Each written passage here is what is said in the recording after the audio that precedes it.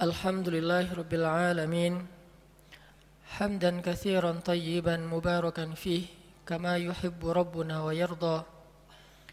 Ashhadu an la ilaha illallah wahdahu la sharika lah. Wa ashhadu anna Muhammadan abduhu wa rasuluhu la nabiyya ba'dah.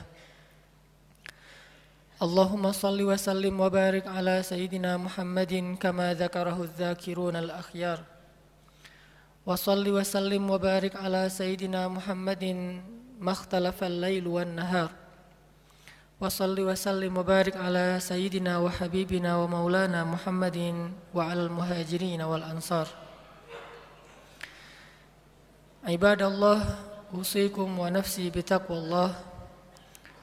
Wa tazawwadu fa inna khairaz zadi taqwa. Inna akramakum 'indallahi atqakum.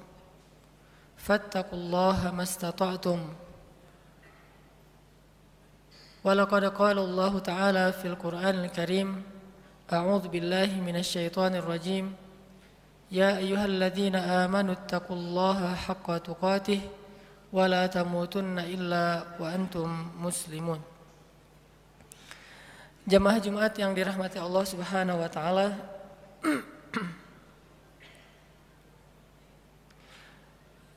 Dalam sebuah hadis yang diriwayatkan oleh Imam At-Tirmidzi, Rasulullah sallallahu alaihi wasallam pernah bersabda, An Abdullah bin Mas'ud radhiyallahu an qala Rasulullah sallallahu alaihi wasallam, Ala ukhbirukum biman yahrumu 'alan nar aw biman tahrumu 'alaihi an-nar, ala kulli qaribin hayyinin sahlin. Dari Abdullah bin Mas'ud radhiyallahu an, ia berkata, Rasulullah sallallahu alaihi wasallam bersabda, maukah kalian aku beritahu orang-orang yang tidak akan disentuh oleh api neraka, atau orang yang tidak akan masuk ke dalam api neraka? Mereka adalah setiap orang yang memiliki sifat qaribin hayyinin sahlin. Hadis riwayat At-Tirmidzi. Dalam riwayat yang lain disebutkan ala kulli hayyinin layyinin qaribin sahlin. Orang yang memiliki 4 sifat, yaitu sifat hayyin, sifat layyin, sifat qaribin, dan sifat sahlin. Shadaqa Rasulullah sallallahu alaihi wasallam. Jamaah yang dirahmati Allah, ada 4 sifat yang kita bisa ambil di dalam beberapa hadis tadi. Sifat yang sangat diistimewakan oleh Allah Subhanahu wa taala pada diri seorang hamba. Bahkan Nabi SAW sampai memberikan jaminan, siapapun yang memiliki 4 sifat ini, tahrumu alaihin nar. Api neraka tidak akan membakarnya, atau dia tidak akan mungkin masuk ke dalam api neraka. Sifat yang pertama adalah sifat hayyin. Kalau kita membaca di dalam Al-Quran, di antara ayat yang menjelaskan tentang sifat hayyin ini adalah surat Al-Furqan ayat 63. Allah Subhanahu wa taala berfirman, A'udzu billahi minasy syaithanir rajim. Bismillahirrahmanirrahim. وعباد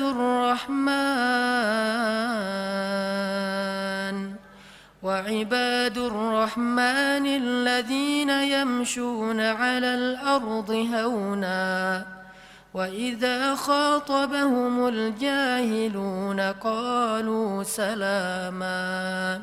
Sadaqallahul azim. Di antara ciri hamba Allah yang dicintai oleh Allah yang Maha Rahman adalah yamshuna 'alal ardi hauna, orang yang berjalan di muka bumi dalam keadaan haunan atau hayyinan. Haunan atau hayyinan, para ulama menerjemahkan adalah orang yang memiliki sifat tawadhu, rendah hati. Dan sifat rendah hati ini adalah sifat dasarnya seorang hamba. Bahkan kalau kita memberi judul terhadap ayat yang pertama turun kepada Nabi SAW, maka ayat yang pertama turun kepada Nabi itu ada dua judul atau dua tema besar. Tema yang pertama adalah tentang kebesaran Allah, dan tema yang kedua adalah tentang kehinaan seorang hamba. Itulah ayat yang pertama turun kepada Nabi. Iqra bismi rabbikal ladzi khalaq. Ini ayat tentang kebesaran Allah. Khalaqal insan min 'alaq. Ini tentang kerendahan makhluk. Atau Iqra wa rabbukal akram. Allah yang maha mulia. Alladzi 'allama bil qalam. Yang maha tahu segala sesuatu dan mengajarkan ilmu kepada manusia. 'Allamal insan ma lam ya'lam. Mengajarkan kepada manusia apa yang sama sekali mereka tidak tahu. Jadi kalau kita mau ngasih judul terhadap ayat atau wahyu yang pertama turun kepada Nabi SAW, ternyata yang berhubungan dengan makhluk, ayat yang pertama turun itu adalah ayat tentang tawadu, ayat tentang rendah hati, rendah diri bahkan di hadapan Allah, dan rendah hati di hadapan makhluk. Karena ini adalah sifat dasarnya seorang hamba. Tidak mungkin disebut hamba ketika dia meninggikan diri, menganggap dirinya mulia, menganggap dirinya di atas, menganggap dirinya tinggi. Karena dasarnya seorang hamba itu adalah rendah. Sehingga ketika seorang hamba meletakkan dirinya pada status yang Allah telah tempatkan dia, baru Allah akan memuliakan dia. Tidaklah seseorang bersedekah kecuali hartanya akan bertambah, dan tidaklah seseorang merendahkan dirinya kecuali Allah akan mengangkat derajatnya. Tapi sebaliknya, ketika seorang hamba menempatkan dirinya di posisi yang lebih tinggi, maka Allah akan menjatuhkan dia sebagaimana Allah menjatuhkan iblis. Ana khairum min, saya lebih baik daripada dia, kata iblis. Maka sejak saat itu iblis diusir dari surga dan dikutuk untuk selama-lamanya. Sifat rendah hati, bahkan rendah diri di hadapan Allah Subhanahu wa taala adalah identitas aslinya makhluk. Identitas aslinya hamba, dan inilah ciri hamba yang dicintai Allah Subhanahu wa taala. Hayyin. Kalau kita belajar kepada Rasulullah sallallahu alaihi wasallam, di antara contoh-contoh bagaimana Nabi menunjukkan hayyinan, sifat tawadu, rendah hatinya beliau kepada sesama, adalah kisah ketika Nabi sallallahu alaihi wasallam duduk di antara sahabat-sahabat Ahlu Sufah. Ahlu Sufah itu adalah istilah untuk segolongan sahabat yang miskin, yang mereka makan roti dari bahan yang kasar. Rotinya itu kasar dan keras, sehingga kalau ingin dimakan, roti itu harus direndam dulu dengan air baru bisa dimakan. Saking kasar dan kerasnya roti ini. Dan dalam bahasa Arab ini diistilahkan dengan qadid. Ketika Nabi duduk di antara para sahabat miskin, lalu mereka menghidangkan roti-roti yang keras di hadapan Nabi, lalu mereka merasa tidak enak hati karena malu kepada Rasulullah, menganggap Rasulullah tidak pantas makan roti seperti yang mereka makan. Apa kata Nabi? Sesungguhnya saya adalah anak seorang perempuan yang biasa makan qadid. Sesungguhnya saya adalah anak seorang perempuan yang biasa makan qadid.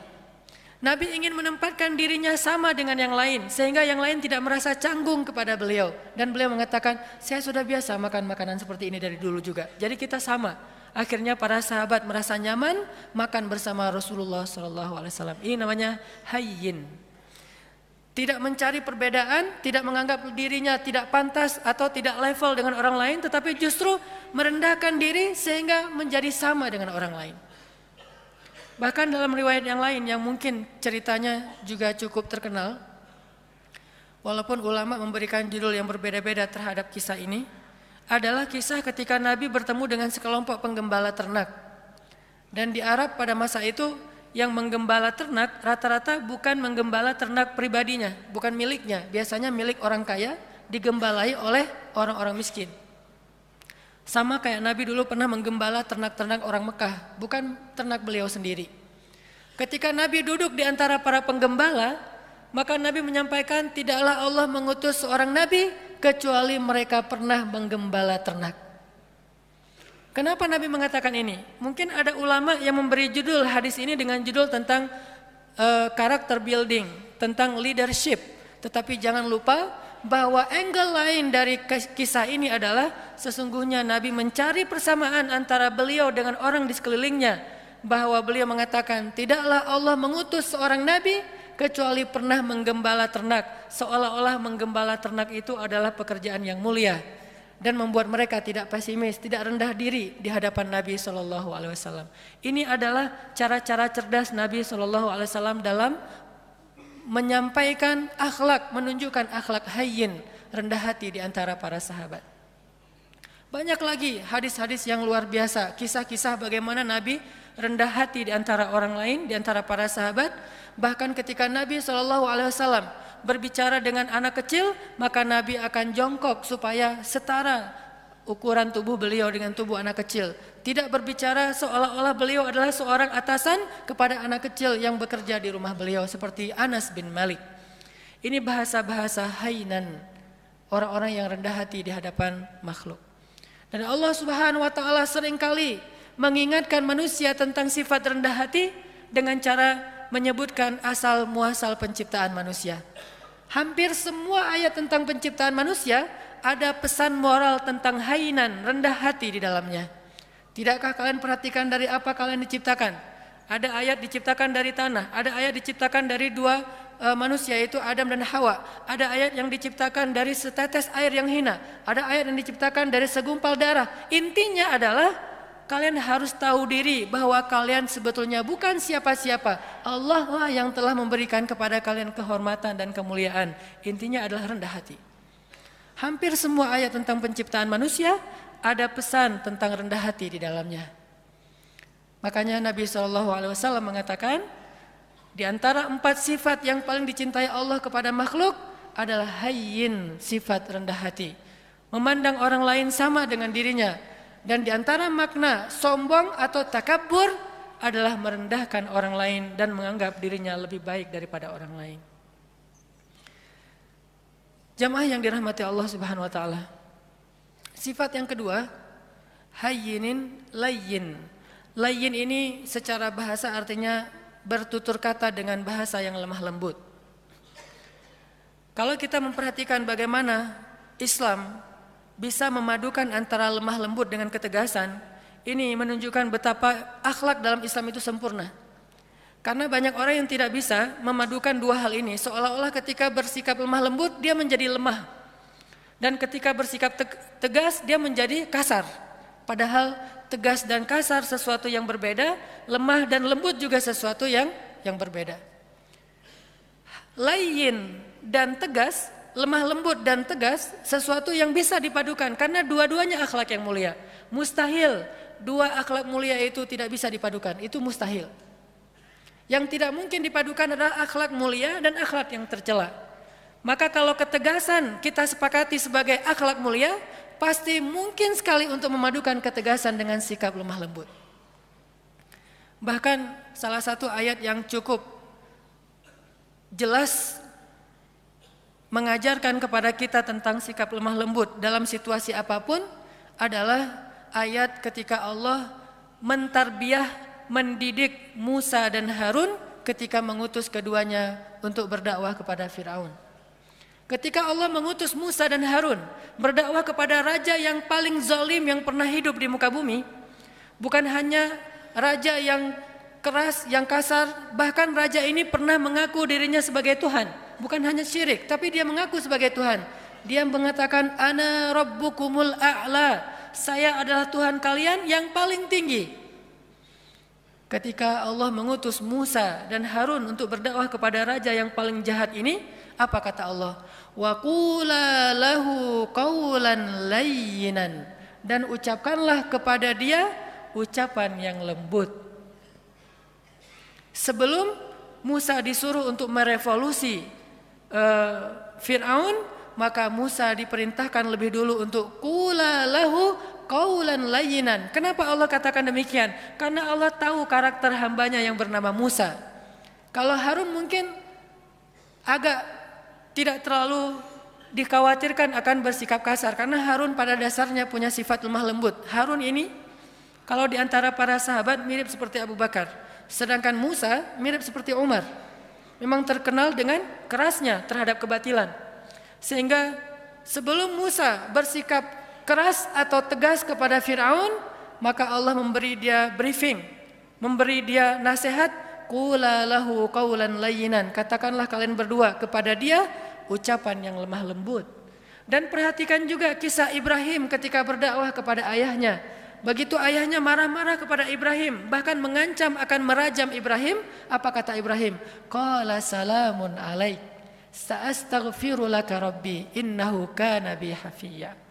Kata Ibrahim, salam, enggak apa-apa wahai ayah, aku akan minta ampun untukmu kepada Tuhanku. Sesungguhnya Tuhanku sangat baik kepadaku. Qaulan layyinan, sebelum kalimat-kalimat yang lain. Bahkan Nabi SAW bersabda, sesungguhnya Allah itu maha lembut dan mencintai kelembutan. Dan Allah akan memberikan kebaikan melalui jalan yang lembut, yang tidak diberikan dengan cara-cara yang kasar. Maka muncullah salah satu kisah yang cukup fenomenal dalam kehidupan Nabi tentang sifat lemah lembut, adalah adegan ketika ada seorang laki-laki Badui buang air kecil di dalam Masjid Nabawi. Ini masjid tersuci nomor 3 di dunia bagi kaum muslimin. Setelah Makkah, nomor 2 bahkan setelah Makkah, kemudian Nabawi, kemudian Masjidil Aqsa. Ada orang Badui, dan orang Badui ini dalam istilah Arab disebut A'rabi, orang yang tidak berpendidikan baik, orang yang belum paham Islam, bahkan belum masuk Islam. Dia ngelihat ada kayak tembok gitu, dia buang air kecil di situ. Lalu para sahabat berdiri ingin memarahi dia. Nabi mengatakan, tunggu, biarkan dia, jangan sakiti dia. Karena kalau dia ditahan atau dicegah, itu akan menyakiti dia, udah terlanjur. Maka biarkan dia, jangan sakiti dia. Setelah dia selesai dengan hajatnya, maka Nabi kemudian ingin mengambil air, tetapi para sahabat mendahului beliau dan membersihkan kotoran laki-laki tadi. Setelah selesai, Nabi memanggil dia, lalu mengajak dia berbicara baik-baik. Walaupun tidak disebutkan secara detail apa yang Nabi ucapkan kepada laki-laki ini, tetapi kesimpulannya dengan kelembutan Nabi bertanya tentang siapa namanya, dari mana asalnya, lalu memberi nasihat, ini tempat apa, kenapa tidak boleh buang air kecil di sini. Setelah Nabi menasihatinya baik-baik, akhirnya dia kemudian masuk Islam. Dan setelah dia masuk Islam, dia berdoa kepada Allah, ya Allah, rahmatilah saya dan juga Rasulullah SAW, yang lain jangan. Sampai dia berdoa seperti itu, rahmati saya dan Rasulullah saja, yang lain jangan. Karena dia sebel sama yang lain, sama Rasul dia cinta. Kemudian Nabi tersenyum dan mengatakan, kalau berdoa jangan berdoa seperti itu, doakanlah kebaikan buat semuanya. Baru dia katakan, ya Allah rahmati saya, rahmati Rasulullah, rahmati kami semuanya. Sikap lemah lembut. Termasuk juga ada seorang laki-laki di zaman Nabi yang seringkali merencanakan untuk membunuh Nabi SAW. Sampai suatu ketika dia berhasil ditangkap oleh para sahabat, dibawa ke Madinah. Sampai di Madinah, Nabi menyuruh sahabat untuk mengikat dia di salah satu tiang masjid. Jadi dulu masjid juga berfungsi sebagai penjara darurat. Dia diikat di tiang masjid. Setiap kali Nabi datang ke masjid, Nabi tersenyum kepada dia dan bertanya, bagaimana kabarmu? Awalnya dia marah, udah tahu diikat, nanya kabar. Terus Nabi datang lagi, dia ditanya, gimana kabarmu hari ini? Gimana kabarmu hari ini? Terus Nabi bertanya. Intinya Nabi menyapa dia walaupun dia musuh. Dan ternyata lama-kelamaan dengan sapaan Nabi yang lembut, tulus dan senyum Nabi yang luar biasa, akhirnya dia menjawab, baik wahai Muhammad. Bagaimana kabarmu? Baik wahai Muhammad.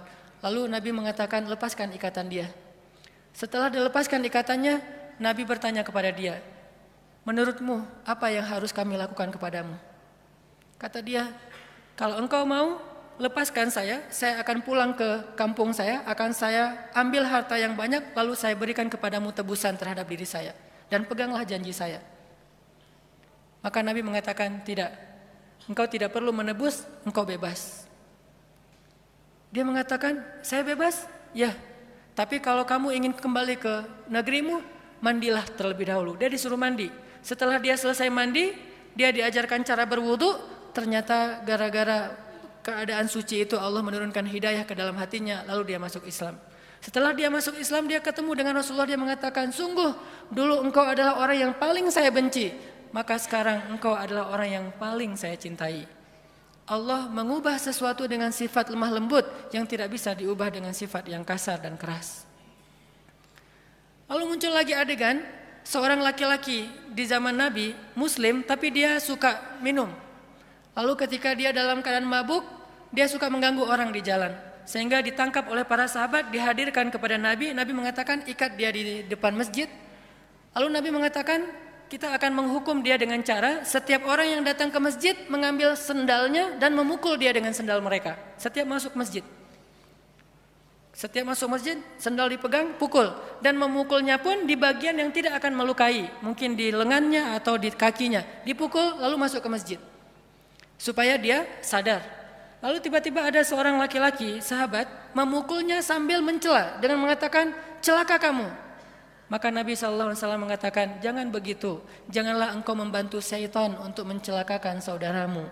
Tegas tetapi tetap menjaga kehormatannya. Sampai Nabi bersabda, kalau kita baca kitab Riyadhus Shalihin ada bab yang khusus masalah ini. Nabi bersabda, jika budak perempuan kalian berzina, maka cambuklah dia, tetapi jangan mencela dia. Kalau dia berzina untuk kedua kalinya, cambuklah dia, tetapi jangan mencela dia. Kalau dia berzina lagi untuk ketiga kalinya, maka juallah dia walau dengan harga seutas tali yang murah, tetapi jangan mencela dia. Dalam Islam tidak ada ruang untuk mencela siapapun. Tetapi hukum, hak agama untuk ditegakkan. Sedangkan celaan bukan bagian dari agama. Ini sikap lemah lembutnya Islam tanpa kehilangan ketegasannya. Kemudian Nabi juga mengatakan tentang bagaimana seorang suami kepada istri. Istausu bin nisa'i khairan fa innal mar'ata khuliqat min dhila wa inna a'wajad dhila a'lah. Perlakukanlah istri kalian dengan lemah lembut, dengan baik. Karena sesungguhnya perempuan itu tercipta dari tulang rusuk. Dan tulang rusuk yang paling bengkok itu yang atasnya. Jika kalian terlalu kaku, keras, mereka akan patah. Dan jika kalian membiarkan mereka tetap bengkok, istausu bin nisa'i khairan. Perlakukan mereka dengan lemah lembut. Ini diantara banyak sekali riwayat-riwayat tentang pentingnya sifat lemah lembut, walaupun bukan berarti tidak ada ketegasan sama sekali. Yang ketiga, setelah hayyinin, rendah hati, layyinin, lemah lembut, ada sahlin. Sahlin itu mudah dan memudahkan. Kalau ke dirinya easy going, kalau ke orang lain itu dia sangat gampang, enjoy gitu. Tidak terlalu mempersulit urusan orang lain. Dan saking ingin memudahkan urusan orang lain, Nabi SAW sering kesulitan sendiri. Saking ingin memudahkan urusan orang lain, sampai beliau sering kesulitan sendiri. Di antaranya, suatu saat Nabi sedang berada di pasar, tiba-tiba ada seorang perempuan, kemudian meminta Nabi, hei anak muda temenin saya belanja. Nggak tahu kalau itu Rasulullah. Ditemenin sama Nabi, angkat barang-barangnya sampai selesai semuanya, kemudian diantarkan ke rumahnya sehingga Nabi jadi tidak menyelesaikan hajatnya sendiri demi memudahkan urusan orang lain. Karena Allah berfirman, siapa yang memudahkan urusan saudaranya di dunia, maka Allah mudahkan urusan-urusan dia nanti di akhirat. Dan kita tahu akhirat itu hari ketika urusan akan sangat sulit dan kepayahan. Nabi memudahkan. Bahkan dalam sebuah riwayat yang juga cukup terkenal, suatu pagi Nabi SAW lapar, kemudian beliau datang ke dapur istrinya membuka-buka, kalau bahasa kita mungkin membuka panci gitu, ingin mencari makanan apa di dapur. Ternyata hari itu Aisyah belum memasak apa-apa. Sehingga Nabi ketika lagi buka-buka panci di dapur, tiba-tiba Aisyah muncul. Nabi tidak ingin mempersulit Aisyah, sehingga tiba-tiba Nabi mengatakan, ya Aisyah, hari ini saya berpuasa. Sehingga Aisyah otomatis mengatakan, oh ya sudah kalau gitu sekalian, memang saya hari ini tidak memasak. Bukankah puasa sunnah boleh niat belakangan dengan syarat belum makan apa-apa? Akhirnya Nabi yang tadinya niat tidak puasa, gara-gara tidak ada makanan dan tiba-tiba Aisyah muncul. Dan kalau Nabi sampai ketahuan lagi buka-buka panci, nanti Aisyah terpaksa harus belanja, masak segala macam. Untuk memudahkan Aisyah, Nabi mengatakan langsung, Aisyah hari ini saya berpuasa. Sehingga Aisyah tidak perlu merasa bersalah karena tidak memasak hari itu. Lihat bagaimana Nabi memudahkan urusan keluarganya. Bahkan ketika ditanya kepada Aisyah, ya Aisyah, apa yang dilakukan Nabi di rumah? Aisyah mengatakan, Nabi di rumah sibuk menyelesaikan semua urusan istri-istrinya. Jadi Nabi kalau di luar, orang berlomba-lomba menyelesaikan hajat beliau, kalau di rumah beliau justru sibuk dan tidak berhenti untuk menyelesaikan hajat keluarganya, menyelesaikan urusan orang lain, sahlin, memudahkan. Dan Allah Subhanahu wa taala senang memudahkan urusan hamba. Yuridullahu bikumul yusra wala yuridu bikumul usr. Allah ingin memudahkan kalian dan tidak ingin mempersulit kalian. Lalu siapa kita yang ingin mempersulit urusan orang lain? Bahkan Allah saja ingin memudahkan urusan kita. Yang terakhir, jamaah yang dirahmati Allah, sifat yang dicintai Allah dari seorang hamba adalah qaribin. Qaribin ini lalu menjadi bahasa Indonesia karib, artinya dekat, akrab, tidak jaim. Orangnya itu mudah untuk bergaul. Baru kenal dengan dia langsung akrab. Dan juga bukan berarti dia terlalu sok akrab atau caper dan seterusnya, tetapi mudah bergaul dengan dia. Tidak ada jarak, tidak membuat orang sungkan. Rasulullah SAW ketemu dengan siapapun, orang itu akan mudah curhat kepada beliau. Bahkan seorang perempuan yang baru kenal beliau dengan nyaman curhat kepada beliau. Datang seorang perempuan mengatakan, "Ya Rasulullah, bukankah Allah la yastahyi minal haq?" Allah tidak malu kalau kita ngomong tentang suatu kebenaran? Kata Nabi, "Ya." Memangnya ada apa? Kata dia, "Ya Rasulullah, bagaimana cara membersihkan haid?" Seorang perempuan nyaman bertanya itu kepada Rasulullah. Dan pasti tidak akan nyaman bertanya itu kepada yang lain. Bagaimana cara membersihkan haid? Nabi mengatakan, "Ya dibersihkan." Kata dia, "Ya tapi bagaimana?" Kata Nabi, "Ya dibersihkan." Kata dia, "Ya tapi bagaimana ya Rasul?" Akhirnya Aisyah yang mendengar pertanyaan ini memegang tangannya, membawa dia masuk ke dalam dan dijelaskan secara lebih jelas, lebih detail, karena Nabi tidak mungkin menjelaskan itu kepada yang bukan mahramnya. Tapi intinya di sini betapa seorang perempuan merasa nyaman untuk curhat, menanyakan perihalnya kepada Rasulullah, termasuk sampai turun ayat curhat di dalam Al-Quran. Tahukah kita surat curhat di dalam Al-Quran? Surat curhat itu namanya Al-Mujadalah atau Al-Mujadilah. Kalau kita baca Al-Mujadilah artinya curhat.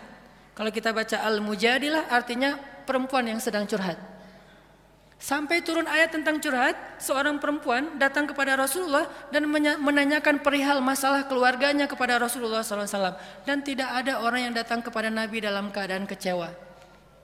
Maka jamaah yang dirahmati Allah Subhanahu Wa Taala, tunjukkan 4 sifat ini dalam kehidupan sehari-hari kita. Mulai dari keluarga, tetangga, siapapun, bahkan orang yang kadang kita tidak kenal di jalan. Bukankah dengan tersenyum kita bisa mencairkan suasana? Bukankah dengan sedikit mengalah itu tidak akan merugikan? Allahu li wa lakum.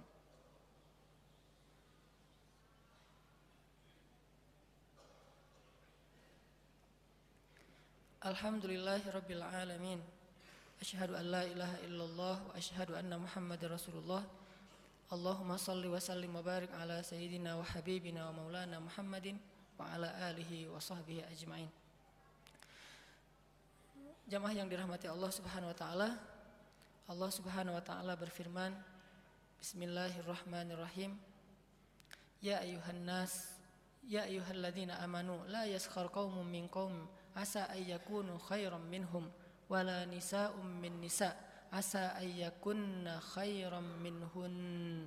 Janganlah kalian saling mencela, karena bisa jadi orang yang dicela itu lebih baik daripada orang yang mencela. Begitu juga sekelompok perempuan, jangan mencela kelompok perempuan yang lain, karena bisa jadi perempuan yang dicela itu lebih baik daripada yang mencela. Intinya ayat-ayat akhlak di dalam Al-Quran itu sangat banyak. Dan jangan lupakan bahwa akhlak itu sama pentingnya dengan akidah dan ibadah. Dan bukan berarti mengambil akhlak membuang akidah dan ibadah, atau sebaliknya, mengambil akidah dan ibadah saja tapi mengabaikan akhlak. Islam adalah sebuah kesatuan. Memahami Islam itu harus kafah. Udkhulu fis silmi kafah. Masuklah kalian ke dalam agama ini secara utuh. Utuh artinya tidak mengambil sebagian ayat dan membuang sebagian yang lain. Mengambil satu sunnah dan membuang sunnah yang lain. Mengambil satu syariat dan membuang syariat yang lain. Maka siapapun yang membeda-bedakan antara satu ayat dengan ayat yang lain, satu sunnah dengan sunnah yang lain, satu syariat dengan syariat yang lain, sungguh dia tidak beriman kepada Allah Subhanahu wa taala. Yukhadi'una Allah walladzina amanu wama yakhda'una illa anfusahum. Mudah-mudahan kita bisa mengamalkan ayat dan hadis-hadis tentang akhlak ini dalam kehidupan kita, dan Allah Subhanahu wa taala memberikan apa yang dijanjikan kepada kita, yaitu terhindar dari api neraka. Terakhir, marilah kita sama-sama berdoa. Dan saya selalu berharap kaum muslimin di seluruh dunia, hari Jumat adalah yaumud du'a, hari diijabahnya doa. Maka bantulah saudara-saudara kita di Suriah, di Palestina, di Rohingya, di seluruh dunia, termasuk mungkin yang di Indonesia seperti di Aceh dan di seluruh Indonesia, bantulah mereka dengan doa. Mudah-mudahan doa-doa kita akan meringankan urusan-urusan mereka dan akan mendatangkan pertolongan Allah Subhanahu wa taala kepada mereka. Bismillahirrahmanirrahim. Allahumma ighfir lana walil muslimin. Allahumma ighfir lana waliwalidayna warhamhuma kama rabbayana shighara. Allahumma inna nas'aluka al-huda wat-tuqa wal-'afafa wal-ghina. Allahumma a'inna ala dhikrika wa syukrika wa husni ibadatik. Rabbana atina min ladunka rahmah wa hayyi' lana min amrina rashada waj'al lana min kulli dhiqin makhraja wa min kulli hammin faraja wa min kulli usrin yusra. Allahumma ansuril Islam wal muslimin. اللهم انصر المسلمين في فلسطين. اللهم انصر المسلمين في سوريا. اللهم انصر المسلمين في العراق. اللهم انصر المسلمين المستضعفين المظلومين في رهينة. اللهم انصر دعوتنا يا الله. اللهم اشف صدور المسلمين يا الله. اللهم اجعل بلدنا هذا إندونيسيا بلدا آمنا بلدا آمنا بلدا آمنا وارزق أهله من الثمرات من آمن منهم يا رزاق. ربنا هب لنا من أزواجنا وذرياتنا قرة أعين واجعلنا للمتقين إماما. Ya Allah, ya Arhamar Rahimin, ampunkanlah dosa-dosa kami ya Allah, maafkanlah kesalahan kami ya Allah. Ya Arhamar Rahimin, anugerahkanlah kepada bangsa kami ini pemimpin-pemimpin yang taat kepadamu dan adil kepada manusia. Berilah petunjuk-Mu kepada pemimpin-pemimpin kami dan bimbinglah ulama-ulama kami. Berilah hidayah-Mu kepada pemuda-pemuda Islam di Indonesia dan bangkitkanlah Islam di tangan-tangan para pemudanya. Berikanlah kepada kami keluarga-keluarga yang menjadi penyejuk mata kami dan jadikanlah kami imam dalam ketakwaan. Ya Arhamar Rahimin, bantulah saudara-saudara kami di seluruh dunia, saudara-saudara kami di Palestina, di Suriah, di Irak, di Myanmar, di Yaman, di Mesir dan di seluruh dunia ya Allah. Bantulah saudara-saudara kami di Nanggro Aceh Darussalam dan kuatkanlah kesabaran mereka. Hindarkanlah negeri ini dari malapetaka dan musibah-musibah yang akan mengambil dan menyakiti urusan dan menyulitkan urusan kaum muslimin. Ya Arhamar Rahimin, satukanlah barisan kaum muslimin, satukanlah hati kaum muslimin. Engkaulah yang menggenggam hati hamba-Mu, tidak ada daya dan upaya kecuali dengan kebesaran-Mu ya Allah. Ya Arhamar Rahimin, jadikanlah kami termasuk di antara orang-orang yang menolong agama-Mu. Jangan Engkau biarkan kami menjadi orang yang hanya duduk berpangku tangan dan membiarkan agama-Mu dalam keadaan terlunta-lunta. Ya Arhamar Rahimin, selamatkanlah kami di dunia dan di akhirat. Jauhkan kami dari azab kubur. Berikanlah kepada kami husnul khatimah. Rabbana atina fid dunya hasanah wa fil akhirati hasanah wa qina adzabannar. Qulu qawli hadza wastaghfirullah li wa lakum innahu huwal ghafurur rahim.